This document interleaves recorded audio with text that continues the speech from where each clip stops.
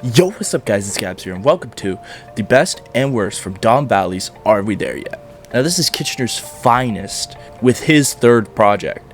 I actually reacted to his last project, Vallie Girls, a year ago, and I've covered him a fuck ton over the last year.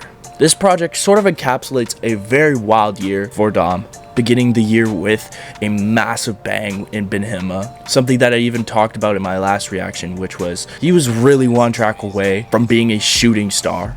Dom's catalog of music at this point is just waiting to be noticed. It's just waiting to be noticed.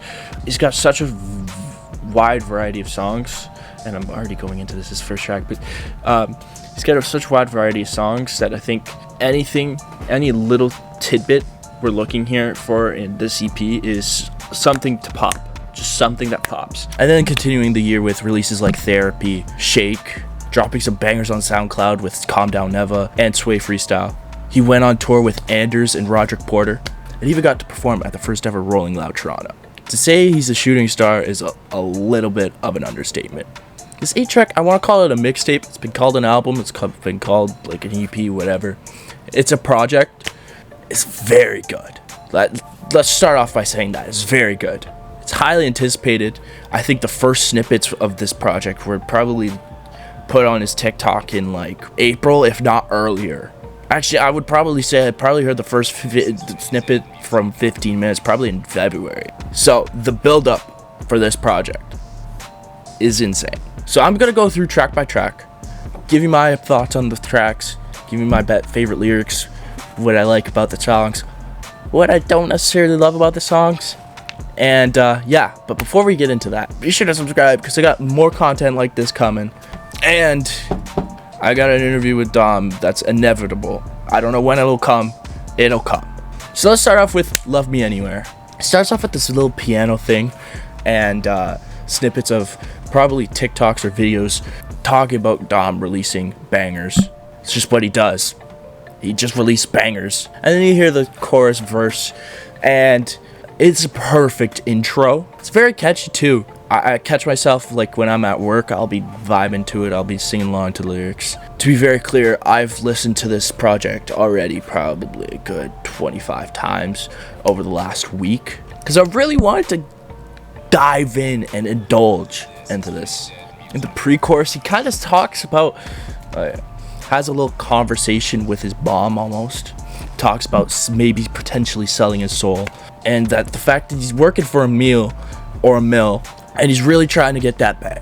I would presume this is probably recorded in the 48 hours that he was in LA, where the record label flew him out, and eventually didn't end up making a deal happen, which we'll get into that. It then goes back into the chorus, and then kind of ends with this melodic kind of flow into like a sped up version of the chorus in the background, almost like a hyper poppy sound. This, in my opinion, kind of shows his range, the fact that he can kind of bring variety in his tracks. And all in all, this track was just a good intro. I don't know if I'd seek it out in my playlist that much, but I would 100%, if it came on, I wouldn't skip it, you know? Which leads us to track 2, which is Nana's iPod. Now this track, it feels like a little bit more personal. I mean, he talks about the iPod that his grandma gave him. It had 5 songs on it. One of them was, I think it was Jay-Z and Beyonce or something. Anyway, this is my least favorite track off the project. And I'll get to why. The beat is all a little generic, in my opinion, and gets kind of repetitive. There's no real diversity or variety in it. Kind of stays the same throughout, and the hook isn't very hooking. Obviously, it's catchy and all that, but it's a little repetitive. In my opinion, this track is it's a storytelling song. It's not my favorite type of rap or a song in general, so that might be why.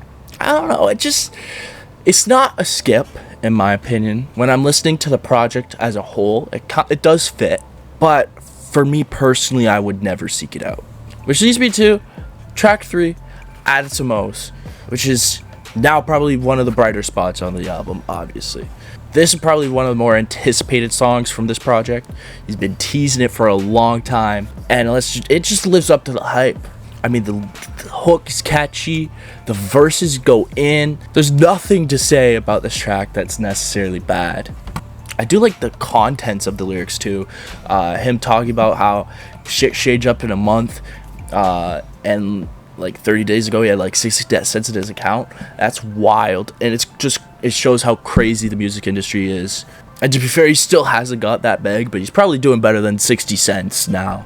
But this track is definitely a banger. On the playlist, I'd probably seek this track out. Probably, I don't know about the most, but it's up there. It's up there for sure. We then go into Didn't Go Through, which was technically, like, I guess is considered the lead single off the project. Was released back in May or June.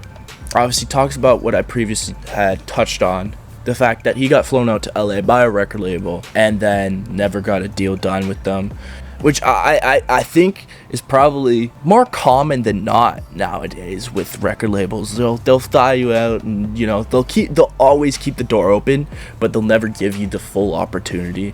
It talks about what he made his promises to his girl, his family, his little brother, and I think it's almost like the perfect response to a situation like this. Not only that, but listen, bro, my guy Tomb killed this fucking pre-beat.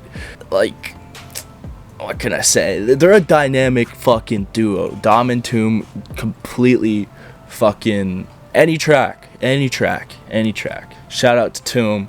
Also, shout out to Just Ideas. I was gonna do this later. Shout out to Just Ideas, who produced some of the other tracks on the project. I think it's Jorge and Josh, both killers too. The team over there, they got it set up. But yeah, this track I don't have much to say about. I've been listening to it for months now, so can't really add anything to it. It's just, you gotta go listen to it if you haven't. It's still fuck the label though, for sure. We now go into track 5, which is Chase the Feeling. This is probably the most melodic track on the album. Got that crowd la la la la la la la la la la. It's just, I mean, it goes, let me tell you, I've seen Dom live now twice. It goes off. I mean, even I only saw him live when it was unreleased. So just imagine the crowd, just the la la la's and whatever. It's sick. Him talking about, I don't know the feeling, but I love it. It's almost like, yo, I don't know what it's like to be on top or whatever, but I love it. It's almost like aspirational in a way, or at least that's how I take it. Gives shouts to the 226 and the 519, obviously. And then it also kind of refers back to his mama saying, Mama, I don't like the image. Life's a game, you gotta play it. And I think there's probably other lyrics. There's a lot referencing to his mother in this project, which is kind of cool. Kind of talking about how she doesn't necessarily know what to think, almost, or at least that's what he kind of portrays, which is probably interesting for an artist on the rise. Kind of putting all your eggs into one basket, and kind of your parents kind of not knowing what to expect, really. It's just almost relatable to me in a way. But yeah, track goes off. It just does. It's one of those ones that I'll go back to. Which leads me to track 6, LNLA, Last Night in LA. I think probably my favorite song on the project. Starts with that melodic ages, and like leads into him talking about, obviously, the road it's been here. And then starts talking about maybe his girl, whatever, bringing home the advance from the label, all this. It's his last night in LA. He's going back. Then a couple weeks later, he's gonna be on tour in a bit and whatever. And then it goes from this melodic, smooth, chorus to this fucking fiery, mean mugging verse that fucking I can't get enough of. Every time it hits. Then in like the pre-chorus-ish verse part, He talks about his first project, Nights. Thought that shit was gonna go gold. I'ma be honest, the 8 years ago, then 8 years later, 7 years prior, 6 before, kinda got me a little confused at first. It was a little bit all over the place, but the more I listen to it, the more it grows on me. That's all I'll say, like, negatively. But this track, by far my favorite off the project. I'm gonna be going back to this a ton. And I'm not gonna lie, I think this is probably a common thought from people, because if I go on to Apple Music, yeah, it is LNLA. It's above Ben Hima and Vallie mode. Like, that is wild. That shows that track's got some fucking traction. So yeah, it's the top song, and you can't argue with that. And I think it definitely deserves to be right on top there. It's a fucking banger. It also shows Dom's diversity, which is insane. Like, to go from that beautiful melodic, like, chorus to the fucking hard-hitting verse. It's hard to do. Not many people can do it, and he does it well. She's just into 15 minutes, which technically should have been the outro, I think, or could have been the outro, but because Click Boom is a bonus track and whatever, it doesn't really fit in between. I understand why it's last. 15 minutes. I talked about probably, I think, was the first snippet released off this project. I remember the first time he released the snippet, I think he said that it was like one of his better performances or favorite songs he ever made, in the caption. It really encapsulates and summarizes the project really well. Again, references to his mom. My 15 minutes coming, mama, I know it.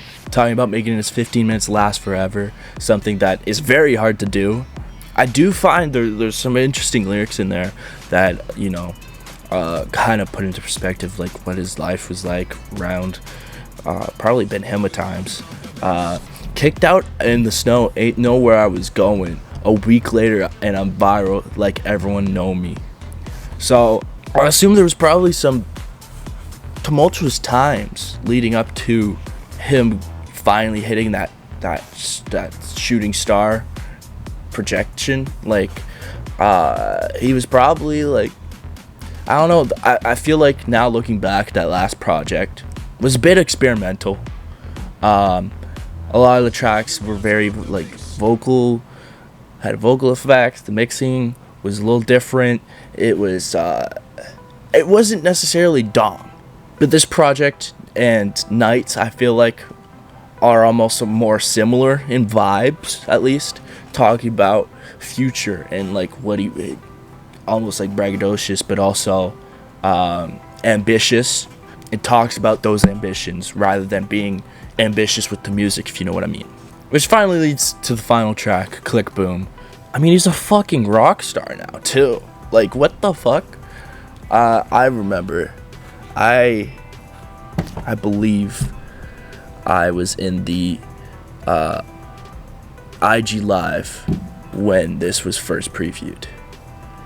And to tell you I was in shock, I believe I actually screen recorded it. It was so good, because I think he played it like twice or something. I'm gonna go back in my phone and see if I found the screen recording. I can't find it. If I find it in the meantime, I'll put it in the edit. But I mean, this track, this is a track I could show my parents and be like, yo, this is the next big star, and they're like, yeah, no, I can see that. Like, this track is for everybody. And I think this goes back to setting Dom apart and, like, showing the variety, and the more you do, like, he's got so much potential. It's insane. So, all in all, on this project, I mean, I'm gonna be listening to it for time. Don't be surprised if this is one of my I think it might be one of my top projects of the year. I think he went 7 for 8, which is almost harsh, because Nana's iPod isn't that bad. It's just not my personal taste. It's wild to say that. It's wild to say that 7 out of 8 is harsh. But it kind of is. That's an 87. I'm gonna give this album an 8.7 then. Fucking banger. That's all I can say. So, if you like this video, be sure to like, subscribe. Comment down below what albums you would like see me review. Yeah, I'll see you guys in the next video.